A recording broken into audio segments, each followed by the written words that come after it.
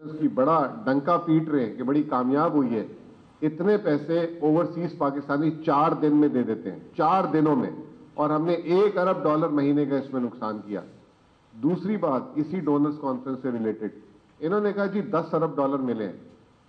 हमें तो $8.5 अरब अगले 3 महीने में अदा करने हैं, जिसमें यूएई के रोल ओवर हो गए $2 अरब, तो $6 अरब और $1 अरब हमने अदा कर दिए।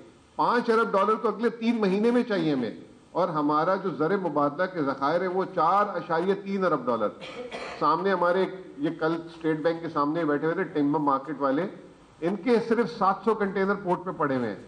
कल इन्होंने बताया है कि $10,000 का कंटेनर पे $15,000 पोर्ट चार्जेस लग गए, डैमरेज और डिटेंशन। तो ये कौन पे करेगा? और ये पे करने के बाद बेवकूफ़ी देखें आप, ये शिपिंग कंपनी को चली जाएगी और वो डॉलर में बाहर भेज देगा।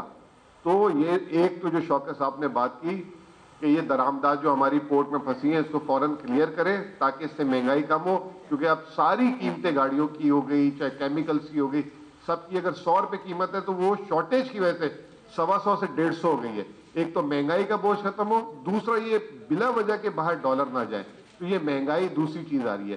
तो ओवरऑल मेरा सिर्फ सवाल ये मैं इसहाक डार साहब के लिए छोड़ के जा रहा हूं कि ये जो आपने बुलंदो बाला दावे किए थे कि हमें जो है जनवरी में इतने अरब डॉलर आ रहे हैं, वो कहां हैं? और ये जो है अभी अगले 3 महीने में हमें $5 अरब मजीद और 3 साल में $75 अरब देने हैं, और आगे सामने से मिला किया $10 अरब।